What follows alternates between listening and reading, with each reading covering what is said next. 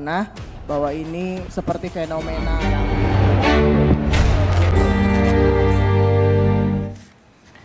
Sejumlah dokter diberhentikan dan dimutasi mendadak dari rumah sakit vertikal atau yang berada di bawah Kementerian Kesehatan. Selain dianggap menyalahi prosedural, praktek ini dinilai meresahkan dan mencederai sistem layanan kesehatan serta pendidikan dokter-dokter di tanah air. Saya masih bersama Menteri Kesehatan Budi Gunadi Sadikin. Pak Menkes, kita diramaikan juga soal bagaimana dokter spesialis itu dimutasi, dipindahkan, dan sampai mengadu ke Komisi 9 DPR. Karena ia vokal tentang kebijakan Menkes. Kembali merefer kepada pertanyaan saya, Pak Menkes ini memang mulai makin otoriter ya? Ya sebenarnya kalau otoriternya dihitung di sini udah telat. Kenapa saya sudah pindahkan mungkin lebih dari 40-50 orang. Nanti saya cerita sekarang risetnya kenapa, Mbak Rosi. Saya tuh pernah bikin rumah sakit Surabaya bagus kan.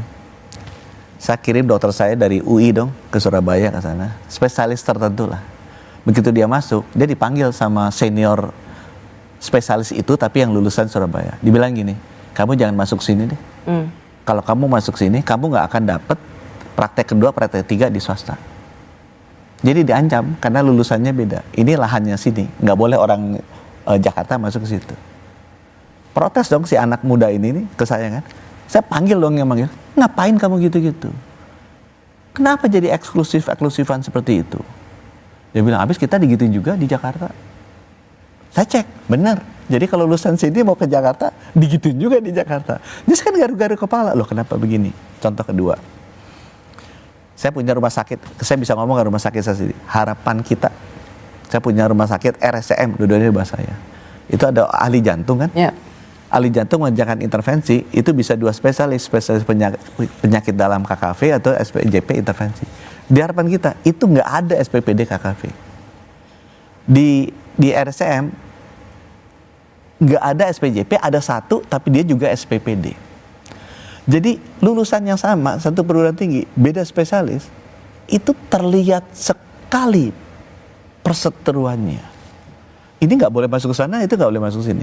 Sehingga suatu saat, ini kalau bilang otoriter, yang saya lakukan adalah, saya ambil tuh orang RSCM satu, SPPDKV, saya jadiin direktur medis di harapan kita. Itu terjadi 2 tahun yang lalu. Kalau ngomong otoriter ya, tahu yang kejadian apa? Sampai seorang menteri telepon saya. Bilang, Bapak kenapa taruh orang spesialis itu ke sini? Karena Bapak tidak mengerti sejarah. Dia bilang, Bu, emang sengaja aku pindahin biar rukun. Sebulan kemudian saya taruh orang harapan kita, saya taruh di RSCM. Ribut. Yang ketiga yang saya sudah lakukan, Mbak Rosi. Ini kan antar lulusan itu kan nggak mau lulusan lain masuk. Buat saya kan ini aneh nih. Makanya Timur nggak terjadi. Kita lihat mana sih yang paling banyak mesti diberesin dan paling besar. Masa sih sampai segitu? Nanti dulu, aku jelasin dulu. Aku ambil Hasan Sadikin, itu di rootnya selalu lulusan Unpad. Saya ambil lulusan Unsrat masuk. Itu ramenya minta ampun. Saya bilang ini, mungkin Mbak Rosi bisa cek yang terakhir, begitu saya udah lihat. Saya taruh di RSCM. Itu lulusan Universitas FK Brawijaya. FK mana? Brawijaya. Oh, Brawijaya. Karena dia memang RSUD terbaik. Jadi di tidak Indonesia. dikuasai Fakultas Kedokteran UI? Saya taruh. Blok. Itu ributnya. Buat sampai sekarang mungkin orang nggak memaafkan saya sampai sekarang. Kenapa saya lakukan itu, Mbak Rosi? Karena saya lihat itu banyak kejadian antara RCM dengan PON. PON itu sarafnya paling banyak kejadian stroke di sana. Sampai sekarang nggak ada PPDS saraf dari UI yang ditaruh di PON. Setelah saya lihat kenapa? Pertarungan antara guru-guru silat ini terjadi dan lama dan fierce. Ya menurut saya itu budaya nggak baik. Saya di Kemenkes mau mengubah budaya itu. Yuk kita kerja teamwork, kita bareng-bareng, jangan saling sikut-sikutan sani dan dendaman nggak ada. Makanya saya putar. Ya. Saya udah muter tuh udah lebih dari 50 orang. Tetapi tujuannya seperti itu. Tetapi yang dirasakan oleh para dokter spesialis ini, misalnya dokter spesialis jantung anak yang dipindahkan, karena ia vokal terhadap kolegium yang dibentuk oleh Menkes. Kolegium yang seharusnya independen, tetapi justru di Menkes membuat kolegium ini menjadi rasa pemerintah yang harus nurut ke Kementerian Kesehatan.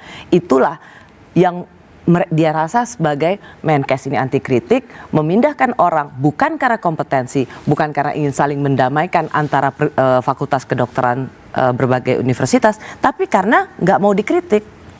Mbak, saya waktu muter, saya tahu ada perputaran. Saya nggak tahu semua detail namanya. Jadi saya cek, ini rame kenapa? Yang diputar bukan satu loh, yang diputar tuh 10. Kalau saya mau benar-benar kasih pesan ke seseorang, ya Pak, saya putarnya satu aja dia kan. Kalau saya benar-benar mau kasih pesan, bahwa jangan begitu, saya yang berkuasa sini, kamu note aku, karena kamu begitu saya putar kamu. Itu pesannya kan. Ini diputar 10 the whole system. Jadi aku bilang, aduh ini satu benar-benar membuat jadi Menkesnya seakan jadi penjahat seluruh dunia karena kehebatan sosial media gitu. Aku bilang, ya ampun, ya udahlah. Itu kita sebagai pimpinan Pak Prabowo bilang mesti tahan kritik. Tapi saya mau ngomong mengenai kolegium. Ya, saya mau masuk ke situ karena karena tadi ditanya ya, kolegium nanya ke aku kan, aku ingin sekali menjawab. Karena Anda sekarang dulu Menkes vaksin, sekarang Menkes PPDS, dan sebentar lagi Menkes kolegium. Anda juga digugat di PT UN soal dan digugat di MK mengenai kolegium. Dan yang menggugat Anda dan yang mengkritik Anda ini nggak kaleng-kaleng. Para guru besar, dokter-dokter spesialis yang namanya sudah senior lah. Senior. Karena mereka melihat kolegium itu yang versi maunya Anda, kolegium itu memiliki peran menyusun standar kompetensi tenaga medis dan tenaga kesehatan dan menyusun standar kurikulum pelatihan tenaga medis dan tenaga kesehatan. Padahal bagi para guru besar ini, kolegium itu harus mengacu kepada Undang-Undang Nomor 17 Tahun 2023 tentang Kesehatan Pasal 1 Ayat 26. Itu kumpulan ahli dari setiap disiplin ilmu kesehatan. Inilah bagaimana Anda dinilai ingin mengacak-acak disiplin ilmu para dokter spesialis. Jadi kolegium ini sebelum saya undang-undang keluar, itu dasar hukumnya adalah anggaran dasar organisasi profesi. Di situ disebutkan apa itu kolegium, di mana kedudukannya. Saya ketemu dengan banyak guru besar. Guru besar yang membuka pikiran saya untuk mengangkat kolegium dasar hukumnya dari anggaran dasar organisasi profesi, loncat tinggi ke undang-undang. Sekarang masuk di undang-undang, adalah seorang profesor dari Surabaya yang sekarang menggugat saya di MK. Jadi saya kadang-kadang bingung, loh gara-gara masukan beliau, saya angkat nih kolegium ini yang tadi yang tidak ada artinya secara hukum menjadi sangat berarti secara hukum di undang-undang. Sudah saya lihat kenapa? Oh rupanya ada perubahan kedua yang saya lakukan yang tidak berkenan ke banyak orang. Yaitu? Which is gak apa-apa. Adalah bahwa kolegium itu independen dari sisi ilmu. Tapi kalau dia akan mengatur siapa boleh melakukan apa, karena itu ada konflik interestnya dengan orang-orang yang duduk di kolegium, itu harusnya dia ada yang jaga. Tidak boleh dia diberikan wewenang seluruhnya. Aku kasih contoh. Banyak orang meninggal karena stroke. Stroke itu kalau pecah, itu di kepalanya ada darah. Kalau darahnya udah di atas 30 cc, itu harus dibuka kepalanya, namanya kraniotomi, evakuasi hematom, dikeluarin, kemudian tekanannya keluar, darahnya disedot. Itu dulu dilakukan oleh spesialis bedah. Sekarang nggak boleh spesialis bedah dilakukan oleh spesialis bedah syaraf. Akibatnya apa? Akibatnya 300.000 orang yang meninggal karena stroke setahun itu, kalau sekarang datang ke rumah sakit, yang ada di rumah sakit kan wajib spesialis bedah. 514 kabupaten kota. Bedah syaraf mungkin cuma ada 40, cuma 50. Tiba-tiba sekarang nggak boleh spesialis bedah melakukan itu. Terus gimana dong meninggal mereka? Alasannya dibilang, ini pasien saya dia lakukan bedah syaraf. Oh kenapa bisa ini? Karena dulu nggak diajarin. Loh kenapa dulu bisa sekarang nggak bisa? Oh udah dirubah oleh kolegium, ilmunya yang boleh melakukan hanya bedah syaraf. Saya bisa ulangin banyak. Misalnya Oke, sebentar. Tapi pertanyaan awamnya adalah, atau yang menjadi keresahan para guru besar ini adalah kolegium versi Anda itu adalah kolegium yang terdiri dari para dokter atau mereka yang nurut ke Kementerian Kesehatan, nurut atau orangnya Menteri Kesehatan. Semua anggota ketua kolegium itu dipilih dulu anggota kolegium itu ditentukan sendiri oleh segrup elit di kolegium itu. Ya. Sekarang yang kejadian adalah kolegium kan pemegang ilmu kan. Jadi misalnya penyakit dalam yang menentukan tapi sekarang saya nggak bikin gitu. Semua orang penyakit dalam aku dengar suaranya. Bukan menkesnya. Aku dengar, kamu mau milih siapa?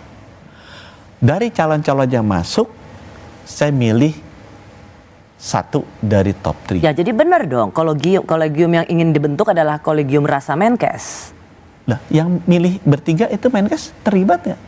0. 3 nama terbaiknya dipilih oleh seluruh anggota kolegiumnya. Mereka merasa baik tua maupun muda, mereka bilang orang ini adalah orang terbaik kita. Oke.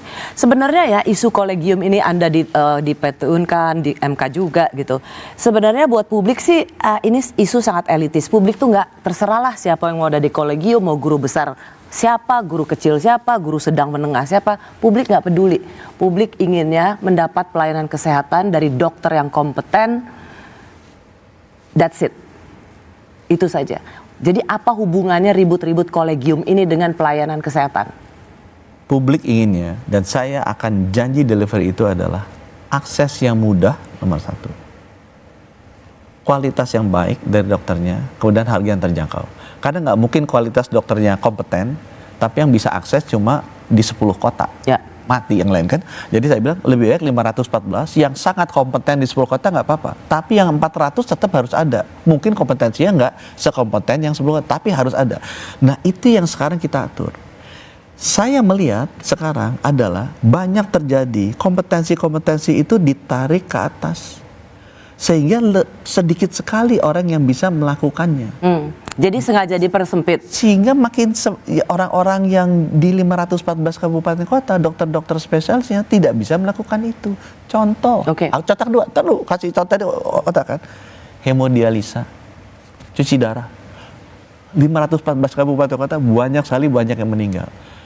Sekarang dengan hemodialisa yang boleh tuh hanya spesialis penyakit dalam, subspesialis KGH yang ahli ginjal. Itu cuma ada berapa puluh kabupaten kota. Aku bilang kenapa sih nggak spesialis penyakit dalam diturunkan ilmunya agar 514 kabupaten kota bisa melakukan hemodialisa. Diturunkan ilmunya maksudnya apa ya? Diajarin? Itu yang menentukan siapa boleh melakukan apa, itu kolegium. Karena saya begitu masuk di KKI itu berdebat itu rebutan diturunkan terus. Ilmunya atau diturunkan jadi semua dokter bisa melakukan itu kan bahaya juga buat pasien. Diturunkan ilmunya. Nah kalau dulu dia bisa lakukan itu, sekarang masalahnya apa? Kalau dokter umum dulu bisa melakukan sesar, dokter umum walaupun motonya begini ya, bukannya begini. Tiba-tiba sekarang nggak boleh lagi dokter umum karena patient safety yang melakukan misalnya hanya spesialis obgyn. Nah kasihan dong. Lah tapi nanti spesialis obgyn kan apa ada 514 kabupaten kota? Kalau dia cuma ada di 200, yang 300 gimana? Kalau menurut saya 300 dokter umumnya diajarin dong boleh. Diajarin dong boleh. Jadi kata kuncinya mau dong ngajarin. Nurunin ilmunya ke bawah supaya makin banyak yang bisa. Jangan kemudian disedikitin yang bisa, hanya yang di atas-atas saja. Kasihan dong masyarakat di bawah. Jadi concernnya saya adalah saya justru ingin menurunkan ilmu-ilmu yang dibutuhkan untuk melayani masyarakat di bawah sebawah-bawahnya. Ya, saya kasih joke terakhir. Ya untuk menggambarkan kenapa sih ribut kolegium ini terjadi. Dan sebenarnya apa sih isu di belakangnya? Mbak Rosi kan wanita. Wanita kan sering dibotoks kan? Nah dulu tuh yang namanya estetik, botoks itu kasta rendah di spesialis SPKK atau kulit kelamin. Spesialis penyakit kulit dan kelamin. Nah, itu kasar rendah lah. Jangan lakukan, nggak ada yang mau lakuin karena nanti ajak. Akhirnya dokter umum yang lakuin. Begitu dokter umum lakuin kan laku nih.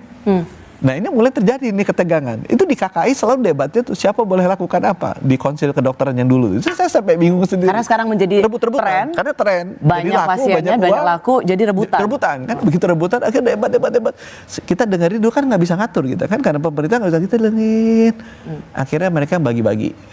Saya nggak hafal sepertiga jidat apa sepertiga ini. Yang ini boleh lakukan dokter, ini boleh lakukan ini. Karena dokter umum bilang kan kita boleh nyuntik. Yang sana bilang nyuntik tapi kan banyak sarafnya segala macam. macam patient safety, selalu pakainya gitu kan. Kenapa gue bilang nggak duduk bareng? Oh, Anda ingin mengatakan jangan juga patient safety adalah hal yang utama, tapi jangan gunakan itu untuk mempertahankan lapak uangnya bisnisnya ya, itu sendiri. bahasanya situlah. Aku bilang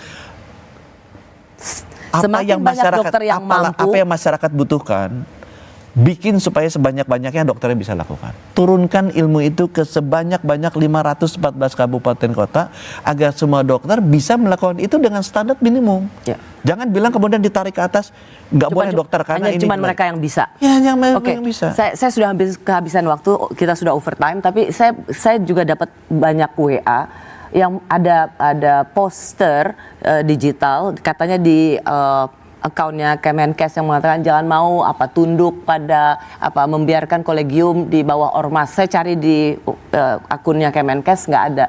Itu katanya bikin marah para dokter. Apa yang bisa Kemenkes klarifikasi soal ini? Ya, saya itu dengarnya dari dokter. Karena saya juga banyak dokter yang punya handphone saya ngadu kan. Oh, kemarin tuh saya lagi habis ulang tahun kan banyak banget belum saya baca. Tiba-tiba banyak. Itu bertepatan dengan waktu nemenin Presiden Bill Gates kayaknya. Iya, saya lagi di Amerika kan, baru pulang mendarat, kemudian ngurusin Bill Gates, jadi nggak sempat baca sosial media, nggak sempat baca apa-apa. Tiba-tiba dikomplain dan ada satu yang telepon saya bilang gini-gini, kenapa sih? Gitu. Saya bilang apa lagi ini kan? Saya lihat, ya terus terang isinya ya Mbak Rosi, yang nggak sesuai dengan kata hati saya, pikiran saya lah. Saya bilang nggak perlu gini lah, karena yang namanya organisasi profesi IDAI itu bantu saya untuk newborn screening berapa juta anak dia bantu, untuk stunting dia bantu. Kita lakukan vaksinasi anak tuh naik jadi 3 tuh, terutama yang buat wanita HPV itu juga mereka bantu. Jadi iya, apa sih kayak gini, apa nggak ada hal lain yang lebih penting? Saya juga ngomel juga ke dalam gitu kan, sama seperti saya juga ngomel keluar gitu. Ngapain sih kayak gini-gini, nggak perlu.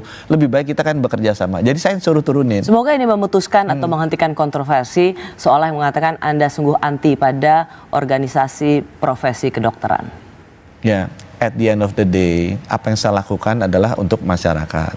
Saya sudah mengerti sebagai pimpinan, kalau kita pengen melakukan reformasi, pasti banyak yang nggak suka, banyak beratan. Saya terima kasih dikasih kesempatan ini bisa ngomong, dan siapapun yang nggak mengerti atau kesel, saya mau ngomong. Cuma syaratnya satu, kalau saya untuk milih, apakah ini bermanfaat bagi masyarakat atau bermanfaat bagi sekelompok orang tertentu, saya pasti akan ini ke masyarakat. Ini segala kebijakan saya pasti ambilnya ke situ. Menteri Kesehatan Budi Gunadi Sadikin, terima kasih sudah di Rosi. Terima kasih juga Anda telah menyaksikan Rosi. Kita jumpa lagi Kamis depan hanya di Kompas TV, independen terpercaya. Selamat malam.